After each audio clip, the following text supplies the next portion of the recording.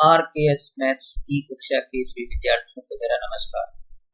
आप सभी का एक बार फिर मेरे चैनल पर बहुत बहुत स्वागत है। आज की कक्षा में हम पढ़ेंगे विज्ञान। तो विज्ञान का तीसरा चैप्टर हम पढ़ रहे थे।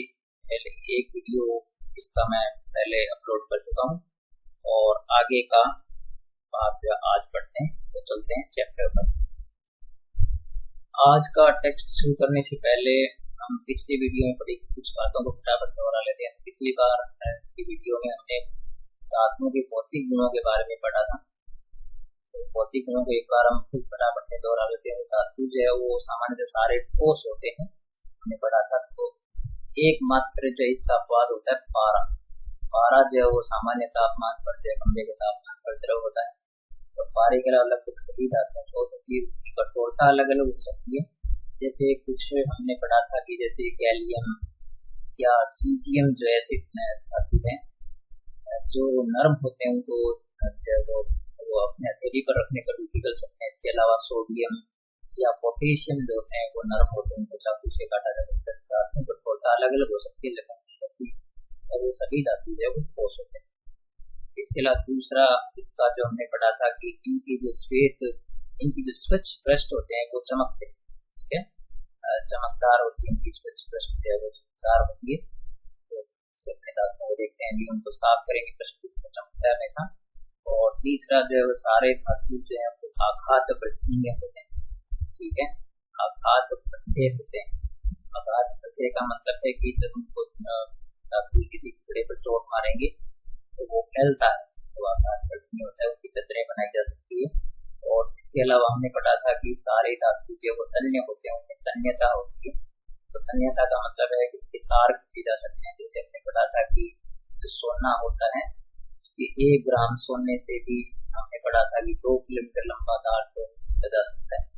तो तन्यता कम ज्यादा हो सकती है, लेकिन तन्य होते जरूर है। इसके अलावा धातु जो है वो ऊष्मा के भी चालक, ठीक है, ऊष्मा के चालक होते हैं। धातु जो विद्युत के भी चालक होते हैं, विद्युत के चालक होते हैं, विद्युत धारा प्रवाहित होती है। इसके अलावा धातु जो ध्वनिक होते हैं। आप जानते हैं कि धातुओं की हम चोट मारते हैं उसकी ध्वनि निकलती है। इस प्रकार से ये गुण हमने धातुओं के भौतिक गुणों के बारे में पढ़ा था हमने। इसके अलावा अधातुओं की यदि बात करें तो अधातुओं में जो है वो लगभग सभी अधातु जो है वो ठोस या द्रव अवस्था, तो ठोस या गैस अवस्था में होते हैं। जैसे कार्बन और सिलिकॉन ये सब ठोस होते हैं, लेकिन कुछ जो गैसीय अवस्था में होते हैं। क्लोरीन, ब्रोमीन, आयोडीन ये सब जो है, नियॉन, वीगान, एंटीनॉन ये सब गैसीय अवस्था में होते हैं। लेकिन जो ब्रोमीन होती है वो जो है वो कमरे के तापमान पर क्या होती है, द्रव अवस्था में रहती है। तो इसका बात आप याद रखेंगे। इसके अलावा आयोडीन जो है वो ऐसा अधातु तत्व चमकता है, तो ये आप याद रखेंगे। इसके अलावा कई अधातु होते हैं, उनके अपर रूप भी होते हैं, जैसे कार्बन के अपर रूप होते हैं अलग अलग, तो उनके अलग अलग भौतिक गुण और रासायनिक गुण के अलग अलग प्रदर्शित होते हैं। उनकी कठोरता भी अलग अलग हो सकती है धातुओं की। तो इस प्रकार हमने जो इनकी भौतिक गुणों के बारे में पढ़ा। अब धातुओं के रासायनिक गुणों की बात करते हैं। तो सबसे पहले आपको ध्यान रखना चाहिए कि धातुओं के जो ऑक्साइड होते हैं, धातुओं के ऑक्साइड वो क्षारीय होते हैं, और अधातुओं के ऑक्साइड होते हैं अम्लीय। धातुओं के ऑक्साइड जो क्षारीय होते हैं और अधातुओं के ऑक्साइड जो है वो अम्लीय होते हैं। अधातुओं के ऑक्साइड अम्लीय होते हैं, ये बात आप याद रखेंगे। अब हम धातुओं के दहन की बात करेंगे। तो दहन का मतलब हो गया कि उनकी ऑक्सीजन से अभिक्रिया, ठीक है, ऑक्सीजन से अभिक्रिया। तो आप ये देखिए कि जब धातु ऑक्सीजन से अभिक्रिया करते हैं तो धातु ऑक्साइड बनाते हैं। तो एक सामान्य से अपने सिंबॉलिक रिएक्शन में ये लिख सकते हैं कि धातु प्लस ऑक्सीजन तो बराबर बन जाएगी धातु ऑक्साइड, ठीक है। तो इस प्रकार से सामान्य से अपने सभी क्रियाओं के द्वारा अपने देख सकते हैं आराम से कि जैसे Cu यानी तांबा होता है तो वो ऑक्सीजन से अभिक्रिया करके क्या कर लेता है, CuO बना लेता है, कॉपर ऑक्साइड बना लेता है। तो यहाँ पर जो एक प्रयोग के द्वारा भी अपने देखा था कि 10 तरीके की कॉपर को लेकर के, चूड़ों को लेकर गर्म करके तो काला पड़ जाता है, तो वो कॉपर ऑक्साइड बनने के कारण ऐसा होता है। इसके अलावा कुछ और अपने पढ़ सकते हैं, जैसे एल्यूमिनियम है, तो एल्यूमिनियम यदि ऑक्सीजन से विक्रिया कराएं यानी एल्यूमिनियम का दहन करें तो जो है एल्यूमिनियम ऑक्साइड बनता है Al2O3। तो यहाँ पर जो है वो संतुलित करें तो यहाँ पर 4 रहेगा, यहाँ पर रहेगा तो 4 एल्यूमिनियम हो गए, ठीक है। इस प्रकार से ये अब ये कि कुछ धातुओं के जो ऑक्साइड होते हैं उभयधर्मी होते हैं, तो उभयधर्मी ऑक्साइड वो होते हैं, आप याद रखें इस छोटी सी परिभाषा को कि उभयधर्मी ऑक्साइड वो होते हैं जो अम्लीय होते हैं और क्षारीय भी होते हैं। जैसे एल्यूमिनियम का ऑक्साइड है तो उभयधर्मी ऑक्साइड होता है, तो एल्यूमिनियम ऑक्साइड जो होता है Al2O3 ये HCl से भी अभिक्रिया कर लेता है और HCl से अभिक्रिया करके क्या बना लेता है AlCl3 बना लेता है प्लस जल बना लेता है, ठीक है। और ये जो है वो सोडियम हाइड्रोक्साइड से भी अभिक्रिया कर लेता है, क्षारों से भी अभिक्रिया कर लेता है। तो जब ये सोडियम हाइड्रोक्साइड से अभिक्रिया करता है तो NaAlO2 यानी सोडियम एल्यूमिनेट बनाता है और साथ में जल बनाता है। इस प्रकार से ये उभयधर्मी ऑक्साइड को होते हैं जो अम्लीय और क्षारीय दोनों व्यवहार दर्शाते हैं। जिंक ऑक्साइड भी ऐसा करता है। इसके अलावा नेक्स्ट पेज पर चलते हैं। अब याद रखें कि हालांकि अधिकतम जो धातुओं के ऑक्साइड होते हैं वो जल में अघुलनशील होते हैं, धातुओं के ऑक्साइड जो अधिकतम जल में अघुलनशील होते हैं, लेकिन जिन धातुओं के ऑक्साइड जल में घुलनशील होते हैं वो क्या करते हैं तुरंत ही जो है वो हाइड्रोक्साइड बना लेते हैं। जैसे सोडियम होता है तो सोडियम जो है वो जब जलाने पर सोडियम ऑक्साइड बनाता है तो ये क्या करता है कि जल में घुलनशील है तो ये H2O से यानी जल से अभिक्रिया करके क्या कर लेता है सोडियम हाइड्रोक्साइड बना लेता है। फिर भी कुछ जो है वो संतुलित अगर नहीं होता संतुलित कर लेना तो ये चाहिए। तो इस प्रकार से आप देख सकते हैं कि इस प्रकार कैल्शियम में पोटेशियम ऑक्साइड भी ऐसा करता है। तो ये थी अब ये कि सभी धातुओं के जो ऑक्साइड है वो समान रूप से जो है वो वायु से अभिक्रिया नहीं करते हैं या पानी से अभिक्रिया नहीं करते हैं, वो जो उनकी कार्य अलग अलग होती है। जैसे आपको पता है कि आयरन यानी लोहा जो होता है बहुत धीमी गति से अभिक्रिया करता है और कुछ गर्म करने पर भी क्या करते हैं ठंडी अवस्था में अभिक्रिया करते हैं। अब हम पढ़ेंगे इसके आगे कि जल से अभिक्रिया कैसे करते हैं। धातुओं की जल से अभिक्रिया, जल से अभिक्रिया, तो जल से अभिक्रिया भी सभी धातु अलग अलग प्रकार से करते हैं। कुछ ठंडे जल से भी अभिक्रिया करते हैं, कुछ गर्म जल से अभिक्रिया करते हैं, कुछ वाष्प से अभिक्रिया करते हैं, कुछ अभिक्रिया करते ही नहीं है।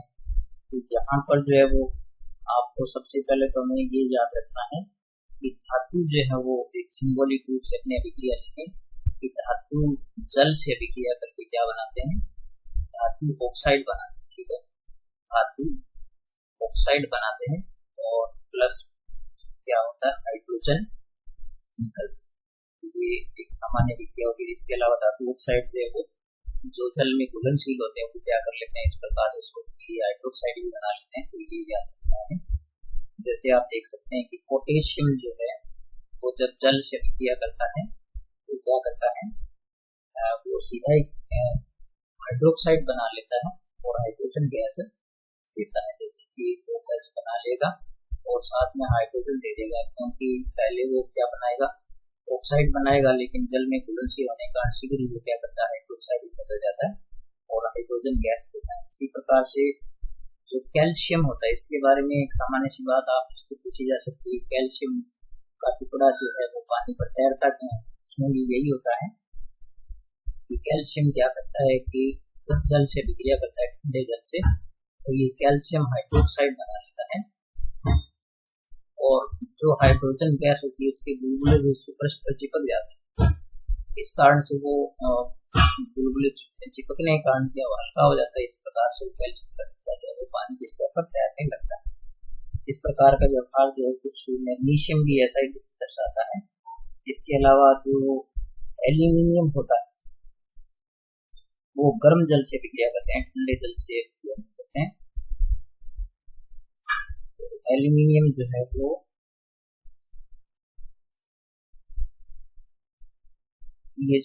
एल्यूमिनियम नहीं है, मैग्नीशियम जो होता है, मैग्नीशियम ठंडे पानी से क्रिया नहीं करता है, ये क्या करता है, गर्म जल से क्रिया करता है। और एल्यूमिनियम जो है वो नए ठंडे जल से क्रिया करता है, नए गर्म जल से करता है। ये क्या करता है कि भाप से क्रिया करता है, ठीक है। और भाप से क्रिया करके क्या बना लेता है, सोडियम, ठीक है, एल्यूमिनियम ऑक्साइड बना लेता है, Al2O3 बना लेता है, प्लस हाइड्रोजन गैस भी देता है। इस प्रकार से क्रिया आपको याद रखना है। इसी प्रकार जो है वो लोहा भी ऐसी क्रिया प्रदर्शित करता है। और इसके अलावा हमें याद रखना है कि जो लेड होता है Pb, तो Pb होता है, या जो तांबा होता है, या चांदी है, Ag सिल्वर होती है, या सोना होता है, ये जल से बिल्कुल अभिक्रिया नहीं करते हैं, ये भी हमें याद रखना है। तो लगभग ये सब बातें हमने पिछले वीडियो में पढ़ी थी और एक बार मैंने आपको रिपीट करा दी। अब आप क्या करें, समीकरण जितने भी हैं उनको आप अच्छी तरह लिख करके याद किया करें, और बार बार जो है आपकी चीज को देखेंगे, सीखेंगे, लिखेंगे तो आपको ये याद हो जाएगी। लेकिन समीकरणों को बार बार लिख करके याद करना बहुत जरूरी है। तो आज हम आज के टेक्स्ट पर चलते हैं आगे। आज का हमारा टेक्स्ट शुरू होता है यहाँ से, क्या होता है जब धातु में अम्लों के साथ क्रिया करती है। तो यहाँ से तो ये इसके बारे में थोड़ा हम पिछले चैप्टर में पढ़ भी चुके हैं कि धातु जब तनु अम्ल से क्रिया करते हैं तो लवण और हाइड्रोजन गैस देते हैं। तो यहाँ पर एक प्रयोग के द्वारा अभी अपने देख सकते हैं, पिछले कुछ चैप्टर में किया था कि यदि धातुओं के कुछ टुकड़े लेकर के हम तनु अम्लों से क्रिया कराते हैं, लेकिन यहाँ पर ये ध्यान रखना है कि कभी धातु सोडियम और पोटेशियम जो है वो नीचे, क्योंकि ये जो है वो जल के साथ बहुत तेजी से क्रिया करते हैं। इसके अलावा कुछ धातुओं के टुकड़े लेकर के यदि उनको तनु हाइड्रोक्लोरिक अम्ल से क्रिया कराई जाए तो उसमें हाइड्रोजन गैस के बुलबुले निकलते हैं, यानी हाइड्रोजन गैस देती है। तो तनु हाइड्रोक्लोरिक अम्ल के साथ जो है वो मैग्नीशियम, एल्यूमिनियम, जिंक, आयरन ये सब क्रिया करते हैं। और नाइट्रिक अम्ल जो HNO3 होता है वो भी क्या करता है, क्रिया तो करता है, लेकिन ये खुद क्या होता है कि प्रबल ऑक्सीकारक होता है, ऑक्सीकरण कर देता है।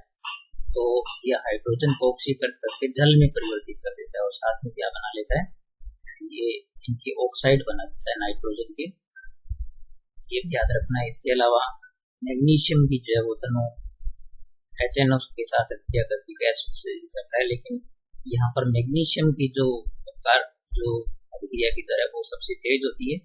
तो ये बहुत ऊष्माक्षेपीय अभिक्रिया भी होती है ये। तो इसके अलावा मैग्नीशियम जो है वो सबसे ज्यादा तेज अभिक्रिया करता है, उससे कम एल्यूमिनियम, फिर उससे कम जिंक और फिर उससे कम लोहा अभिक्रिया करता है। और कॉपर जो है वो बिल्कुल अभिक्रिया नहीं करता है, वो बुलबुले देता है, क्योंकि जब अभिक्रिया नहीं करता है तो बुलबुले भी नहीं देगा। और यहाँ पर आपको एक चीज ये बहुत अच्छी तरीके से याद रखना है कि एक्वारेजिया क्या होता है। तो एक्वारेजिया जो है वो दो अम्लों का एक मिश्रण होता है। तो इसमें क्या होता है कि सांद्र हाइड्रोक्लोरिक अम्ल, ठीक है, एक तो ये होता है सांद्र होता है हाइड्रोक्लोरिक और सांद्री होता है नाइट्रिक अम्ल। इन दोनों को 3:1 में मिलाते हैं, 3 भाग HCl होता है और 1 भाग उसमें नाइट्रिक अम्ल होता है, HNO3 होता है। तो इनको मिलाने पर जो मिश्रण बनता है वो एक्वारेजिया कहलाता है। और इसका ये गुण होता है कि ये जो है वो गोल्ड को गला देता है, यानी इसमें यदि इसके घोल में सोने को डुबोया जाए तो उसमें घुल जाता है। तो इसको जो है वो एक्वारेजिया को भुभुक्ता द्रव भी कहते हैं। तो इस छोटी छोटी बातें आप याद रखें। और इसमें जो है वो गोल्ड को भी और प्लेटिनम दोनों को जो है वो गलाने की सामर्थ्य होता है। एक्वारेजिया को भी आप याद रखें। इसके अलावा नेक्स्ट इसका टॉपिक जो है ये है कि अन्य धातु लवणों के विलयन के साथ धातु कैसे क्रिया करती है, ये इसमें भी पढ़ेंगे इसके अंदर। तो ये यहाँ पर कुछ आपको जो है वो एक प्रयोग करके यहाँ दिखाया गया है, तो मैं इसको आपको समझा देता हूँ। इसमें क्या है कि ये जो आपको इस प्रणाली के अंदर नीला सा द्रव दिखाई दे रहा है, ये है कॉपर सल्फेट का विलयन, ठीक है। यानी कॉपर सल्फेट को जल में घोलने पर जो विलयन बनता है वो नीले रंग का होता है। तो इसमें क्या किया गया है कि एक धागे की सहायता से एक लोहे की कील लटका दी गई, ठीक है। और ये जो दूसरा आपको दिखाई दे रहा है, दूसरी पतली, इसमें भूरे रंग का जो ये तरफ दिख रहा है, ये है आयरन सल्फेट है, ठीक है, यानी लोहे का सल्फेट है ये FeSO4, और ये है CuSO4।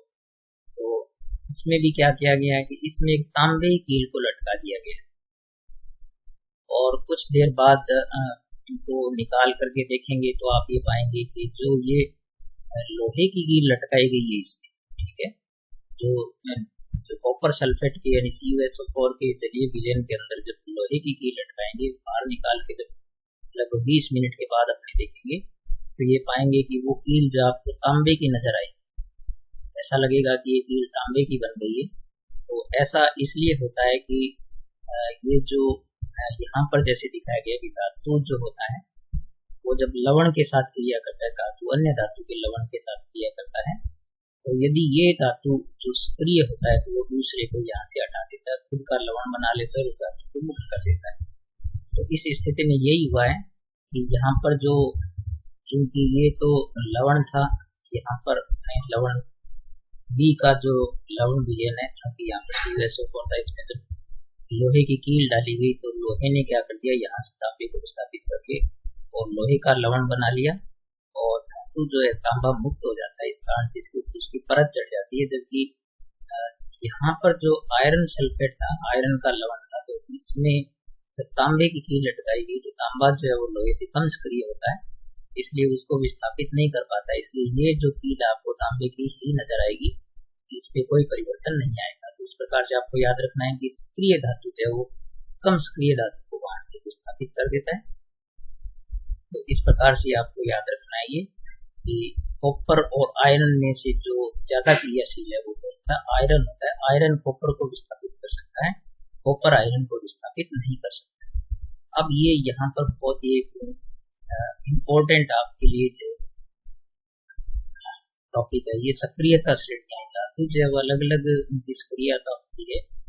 तो सक्रियता श्रेणी वह सूची जिसमें धातुओं की क्रियाशीलता को अवरोही क्रम में व्यवस्थित किया जाता है, इसे हम क्या करते हैं, धातुओं की सक्रियता श्रेणी कहते हैं। अवरोही क्रम का मतलब है घटते हुए क्रम के अंदर इनको विस्थापित इनको रखा गया है। सक्रियता श्रेणी में सबसे ऊपर आप देख रहे हैं कि सबसे ऊपर आपके पास है पोटेशियम, और ये पर आप इस प्रकार से देखें तो सबसे ऊपर कौन है, इसमें सबसे ऊपर है पोटेशियम, फिर है यहाँ पर सोडियम, फिर कैल्शियम, मैग्नीशियम। तो ये घटते क्रम में है, यानी सबसे ज्यादा सक्रिय हो गया पोटेशियम। और यहाँ पर आप देख सकते हैं कि हाइड्रोजन दिखाया गया है, तो ये ऊपर वाले इससे जो है वो क्या है, हाइड्रोजन से अधिक सक्रिय, और इसके नीचे वाला जो हाइड्रोजन से कम सक्रिय धातु, इनकी घटती हुई क्रम में जो है वो सक्रियता श्रेणी है। तो यहाँ पर सबसे अधिक क्रियाशील हो गया पोटेशियम और सबसे कम क्रियाशील हो गया लेड। और यहाँ पर हाइड्रोजन से जो कम सक्रिय है वो ये है कि तांबा, पारा और सिल्वर और सोना होता है, जो कि हाइड्रोजन से कम सक्रिय, मतलब ये कि इनको जब अम्लों से क्रिया कराते हैं इनकी, तो ये हाइड्रोजन गैस नहीं देते हैं, ये कम क्रियाशील है हाइड्रोजन से, और ये वाले जो अधिक क्रियाशील है हाइड्रोजन से। तो ये सक्रियता श्रेणी आप अच्छी तरह रट लें, इसको अच्छी तरह याद कर लें, एक दो बार आप ध्यान से पढ़ेंगे तो आप अच्छी तरह इसको सीख जाएंगे, याद हो जाएगी आपको, ठीक है। और इसका नेक्स्ट जो है इसके कुछ ये क्वेश्चन है, तो ये मैं आपको जो ये चैप्टर का जो लास्ट वीडियो बनाऊंगा उसमें सारे क्वेश्चन के आंसर भी आपके लिए रखूंगा। नेक्स्ट हमारा जो टॉपिक है वो धातुएं और अधातुएं कैसे अभिक्रिया करती है परस्पर, ये वाला हमारा जो चैप्टर है, हमारा जो टॉपिक है ये धातुओं और अधातुओं की क्रिया को समझने के लिए सबसे पहले हमें इनके इलेक्ट्रॉन विन्यास को समझना होगा। तो यहाँ से अपने इस टेबल में से देखते हैं कि इनका इलेक्ट्रॉन विन्यास जो किस श्रेणी का कैसे होता है। तो सबसे पहले यहाँ पर ये उत्कृष्ट गैसें यानी निष्क्रिय गैसों का यहाँ पर जो है इलेक्ट्रॉन विन्यास दिया होता है। आप यहाँ पर देख सकते हैं कि इसके जो है कोष में, ए कोष में जो 2 इलेक्ट्रॉन है, यहाँ पर इसके एल में 8 है, इसके एम में 8 है। तो आप देख सकते हैं कि इनके जो अंतिम कोष है वो पूरे भरे हुए, इसलिए ये किसी से क्रिया नहीं करते हैं। लेकिन आप ये धातुएं जो यहाँ पर देख रहे हैं, तो ये सब धातुएं हैं, सोडियम, मैग्नीशियम, एल्यूमिनियम, पोटेशियम, ये सब धातुएं हैं। तो इनमें आप ये देखेंगे कि इसके जो संयोजी कोष है, अंतिम कोष है, बाह्य कोष, इसमें 2 है, इसमें 3 है, इसमें इसमें 2 है, इसमें 3 है, इसमें 1 है और इसमें 2। तो आप ये देखेंगे कि जितने भी धातु हैं तो उनका जो इलेक्ट्रॉन विन्यास लिखेंगे तो उनके संयोजी कोष में हम क्या है कि 1, 2, 3 ही इलेक्ट्रॉन पाएंगे, यानी 1 हो सकता है, 2 हो सकता है, 3 हो सकता है, लेकिन 3 से ज़्यादा नहीं होगा। तो ये क्या करते हैं कि अपने इलेक्ट्रॉन त्याग करके धनायन बनाते हैं। तो यहाँ पर एक बात हमें ये याद रखनी है कि ये अपने एक है संयोजी कोष में तो 1 त्याग देता है और एकल संयोजी धनायन बनाता है। ये हमने जो पहले के वीडियो जो मैंने इस पर बहुत वीडियो बनाया था इसमें पहले चैप्टर के अंदर, तो आप वहाँ से देख सकते हैं। तो यहाँ से अपने जब अधातुओं का जब इलेक्ट्रॉन विन्यास देखते हैं तो आप इसमें पाएंगे कि इसके आयतन कोष में 5 है, इसके आयतन कोष में ऑक्सीजन में 6 है और फ्लोरीन के अंदर आप देख सकते हैं 7 है, फ्लोरीन में भी 7 ही होते हैं और फास्फोरस में 5 है, सल्फर में 6 है और क्लोरीन में 7 है। तो आप ये पाएंगे कि इनके संयोजी कोष या आयतन कोष के अंदर जो 5, 6 या 7 इलेक्ट्रॉन होते हैं। तो अष्टक पूरा करने के लिए क्या करते हैं कि ये 3 इलेक्ट्रॉन ले सकता है नाइट्रोजन, ये 2 इलेक्ट्रॉन ले सकता है, ये 1 इलेक्ट्रॉन ले सकता है, फास्फोरस भी 3 ले सकता है। तो जितने इलेक्ट्रॉन ये ले सकते हैं, ग्रहण कर सकते हैं, उतने जो ऋण संयोजी ये अधातुओं के जो आयन बनाते हैं, ऋण संयोजी आयन बना लेते हैं। और ये क्या करते हैं कि अपने इलेक्ट्रॉन त्याग करके देख सकते हैं कि यहाँ पर अष्टक पूरा कर लेते हैं। तो 3 को त्याग देते हैं तो अष्टक पूर्ण हो जाता है, जबकि इनका ऑलरेडी पूर्ण होता है। तो हमने ये देखा कि अधातु में जो है इलेक्ट्रॉन ग्रहण करके और ऋणायन बनाते हैं और ये धातु जो है वो अपने इलेक्ट्रॉन त्याग करके और धनायन बनाते हैं, अष्टक पूर्ण करते हैं। तो इस प्रकार से धनायन और ऋणायन जो परस्पर क्रिया करके और यौगिकों का निर्माण करते हैं। तो इस प्रकार से धातु और अधातु जो है वो आयनिक बंध बनाते हैं और आयनिक यौगिकों का निर्माण करते हैं। यहाँ पर जैसे यहाँ पर सोडियम की स्थिति आपके सामने यहाँ पर दर्शाई गई है और इस प्रकार धातु और धातुओं के अंदर जो है आप देख सकते हैं कि स्थिर विद्युत बल इसमें बंद करके ये सोडियम जो यानी आयनिक यौगिक बनाते हैं, जिनके अंदर स्थिर विद्युत बल होता है और उनके बीच में आवेशों के बीच में परस्पर मजबूत बंध होता है। ये आपको याद रखना है कि आयनिक बंध होता है जो स्थिर विद्युत बल से बनता है। तो यहाँ पर आप देखेंगे कि सोडियम की स्थिति यहाँ पर दर्शाई गई है। जैसे सोडियम यहाँ पर देखा था कि आयतन कोष में 1 इलेक्ट्रॉन है, तो वो यहाँ पर यूं दर्शाया गया। तो ये क्या करता है, अपना 1 इलेक्ट्रॉन त्याग देता है, ये अलग हो गया जिससे इसका अष्टक पूर्ण हो गया और ये सोडियम का धनायन इसने बना लिया, एकल संयोजी धनायन बना लिया इसने। और फिर अपने देख सकते हैं कि यहाँ पर क्लोरीन के जो संयोजी कोष में 7 इलेक्ट्रॉन थे, तो ये 1 इलेक्ट्रॉन कर लेता है और इस प्रकार से क्लोरीन का जो आयन ऋणायन बना लेता है। फिर ये जब दोनों अभिक्रिया करते हैं तो क्या होता है कि जो सोडियम होता है वो अपना इलेक्ट्रॉन जो यहाँ पर इसने त्यागा था वो ये किसको दे देता है, क्लोरीन को दे देता है, जिससे इसका भी अष्टक पूर्ण हो जाता है, इसका भी अष्टक पूर्ण हो जाता है।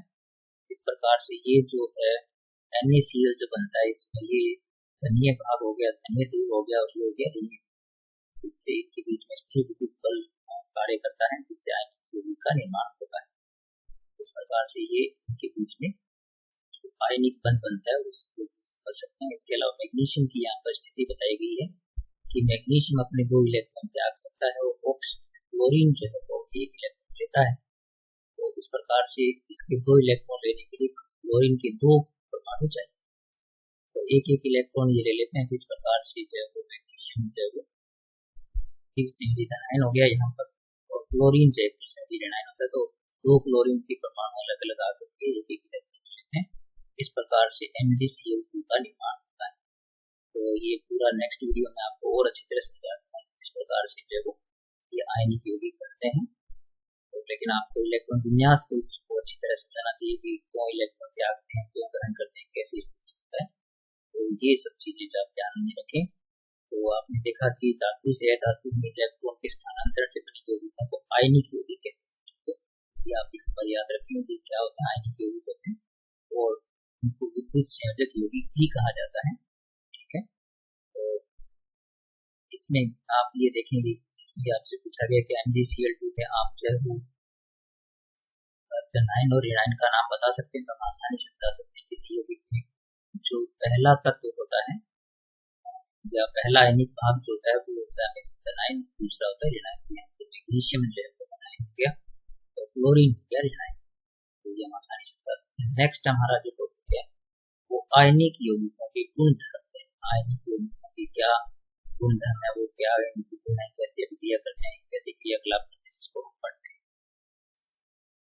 तो यहाँ पर इस प्रयोग के द्वारा जैसे दर्शाया गया है कि यहाँ पर इस स्पैचुला में तो धातु के टुकड़े लेकर के दूध को गर्म लवणों के कुछ यहाँ पर क्रिस्टल लेकर के इनको अपने गर्म करते हैं तो वो चमकदार जब ज्वाला के साथ जलते हैं। तो ये देख सकते हैं यहाँ पर। और यहाँ पर जो प्रयोग किया गया इस फ्लास्क के अंदर जो है वो पानी लेकर के और उसमें इलेक्ट्रोड लगा करके यहाँ से बैटरी जोड़ करके ये बल्ब लगाया गया, यहाँ पे स्विच लगाया गया।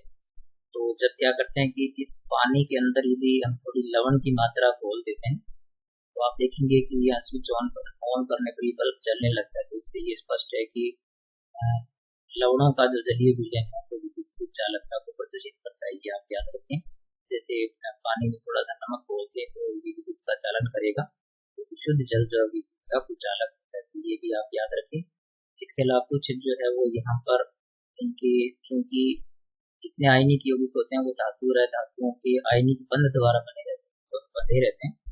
तो इनका गलनांक जो है वो बहुत ज्यादा उच्च होता है। तो सामान्य तापमान पर जो है वो पिघलते नहीं। तो यहाँ पर आप देख सकते हैं कि ये जो इसका गैलियम में जो यहाँ पर दे रखा है गलनांक वो काफी अधिक है और 1074 है सोडियम क्लोराइड का गलनांक और क्वथनांक इसका और ही ज्यादा है। क्वथनांक यानी इस पर वो वाष्प बनाते हैं। तो यहाँ पर ये आप कुछ चीजों की याद रखने की कोशिश करें, गलनांक और क्वथनांक। इसके अलावा यहाँ पर जो अन्य गुण धर्म को अपने देखें, भौतिक प्रकृति जो है तो लवणों की किस प्रकार की होती है वो जो समझते हैं कि धन और ऋण आयनों के बीच में मजबूत आकर्षण बल से ये आयनिक यौगिक बने होते हैं। तो इसलिए क्या होते हैं, कठोर होते हैं क्योंकि इनके बीच में स्थिर विद्युत आकर्षण बल होता है। और लेकिन कुछ ये भंगुर भी होते हैं और दबाव डालने पर क्या होते हैं, टूट जाते हैं। जैसे आपने देखा कि नमक के जो क्रिस्टल होते हैं वो नमक जैसे ठोस होता है लेकिन उसको दबाव डालने पर या तो मारने पर वो भंगुर होते हैं, टूट जाते हैं टुकड़ों में। और इसी प्रकार इनके गलनांक और क्वथनांक भी बहुत ज्यादा उच्च होते हैं क्योंकि वो अंतरायनिक आकर्षण से बंधे होते हैं और जब इनको जो है वो गर्म करते हैं तो बहुत ज्यादा ऊर्जा की आवश्यकता पड़ती है। घुलनशीलता की अगर बात करें अपनी तो क्योंकि स्थिर विद्युत आकर्षण से संयोजक से यौगिक बनते हैं ये तो जल में सामान्यतः क्या होते हैं, घुलनशील होते हैं। जबकि कार्बनिक विलायकों में ये जो है विलय होते हैं जैसे कैरोसिन पेट्रोल इनमें ये नहीं मिलते हैं। जल में जो है ये विद्युत यौगिक होते हैं, आयनिक यौगिक होते हैं।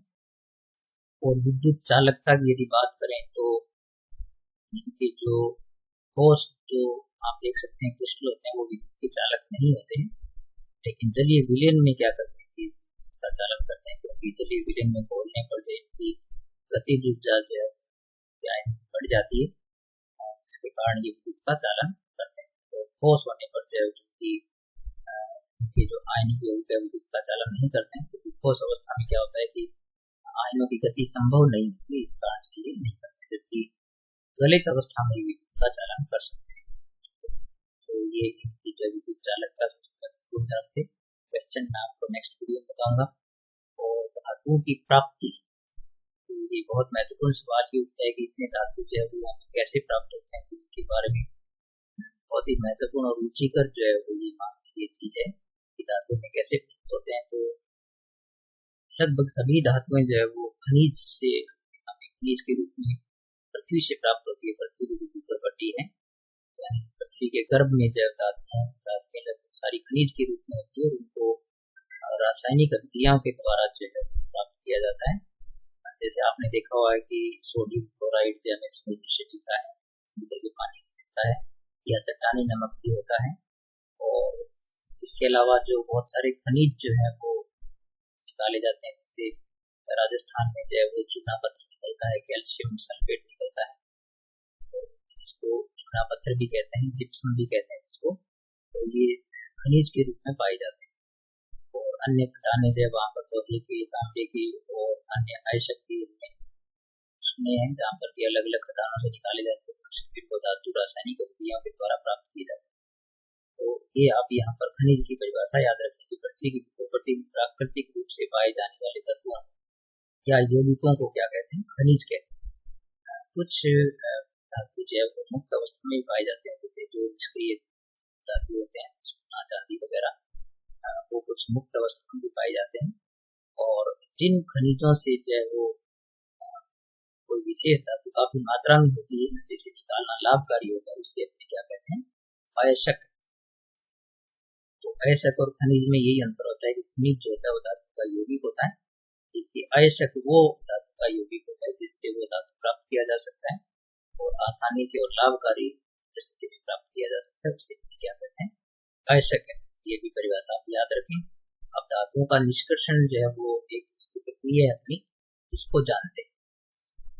तो धातुओं के निष्कर्षण की यदि बात करें तो धातु के निष्कर्षण का मतलब है कि धातु खनिज से धातु को प्राप्त करना।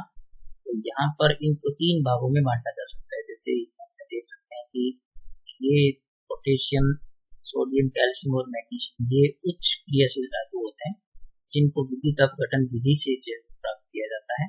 और ये कुछ जो मध्यम श्रेणी के होते हैं, मध्यम क्रियाशीलता श्रेणी के होते हैं, जिंक, लोहा, तांबा और लेड जो है इनको कार्बन के अपचयन की विधि से प्राप्त किया जाता है खनिजों से। और ये जो है वो सोना और चांदी जो है वो कम क्रियाशील होते हैं और ये प्राकृतिक अवस्था में प्राप्त होते हैं। तो इनके यहाँ पर जैसे बताया गया है कि जो कम क्रियाशील, बहुत कम क्रियाशील होते हैं जैसे सोना, चांदी, तांबा, ये जो अवस्था में कुछ पाए जाते हैं। लेकिन जो मध्यम क्रियाशीलता वाले होते हैं वो क्या होते हैं, जैसे यहाँ पर ये जिंक वगैरह ये जो है वो पृथ्वी के गर्भ में जो है वो ऑक्साइड, सल्फाइड या कार्बोनेट अवस्था में पाए जाते हैं।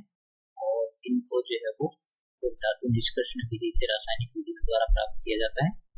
यहाँ पर ये 3 प्रकार की यानी निम्न क्रियाशीलता वाले हो गए, क्रियाशील वाले धातु हो गए, और मध्यम वाले हो गए, और कुछ क्रियाशीलता वाले हो गए। इनके लिए आपको याद रखना है कि इनकी प्राप्ति कैसे होती है। और धातु निष्कर्षण के जो है वो कुछ चरण होते हैं जिनको अपने नेक्स्ट वीडियो में पढ़ेंगे। तो यहाँ पर जो आज की वीडियो में बस इस टेबल को देख लेते हैं कि किस प्रकार से। तो अयस्क होता है सबसे पहले जो खनिज होता है जिसे धातु प्राप्त किया जा सकता है वो अयस्क होता है। तो सबसे पहले उसका सांद्रण किया जाता है। सांद्रण का मतलब है उसमें से कुछ अपशिष्ट पदार्थों को अलग किया जाता है, ये सांद्रण की प्रक्रिया होती है। फिर जो कुछ क्रियाशील धातु होती है उनको गलित अवस्था में विद्युत अपघटन किया जाता है, इस प्रकार से धातु प्राप्त होता है। और जो मध्यम क्रियाशील वाले होते हैं उनको क्या करते हैं, जो कार्बोनेट अयस्क होते हैं उनका निष्ठापन किया जाता है। निष्ठापन एक ऐसी प्रक्रिया होती है जो वायु की नियंत्रित मात्रा की वस्तु को गर्म किया जाता है। और जो सल्फाइड अयस्क होते हैं उनको क्या करते हैं, भर्जन करते हैं। भर्जन जो खुली भट्टी में इनको जो गर्म किया जाता है वायु की प्रचुर मात्रा की उपस्थिति में, जिससे धातु ऑक्साइड मिलता है। और धातु ऑक्साइड का जो कार्बन या कार्बन मोनोऑक्साइड के द्वारा चयन किया जाता है और इससे धातु प्राप्त होता है। और इसके अलावा जो इन क्रियाशील धातु होती है वो सल्फाइड अवस्था में जो होती है उनको भर्जन करते हैं।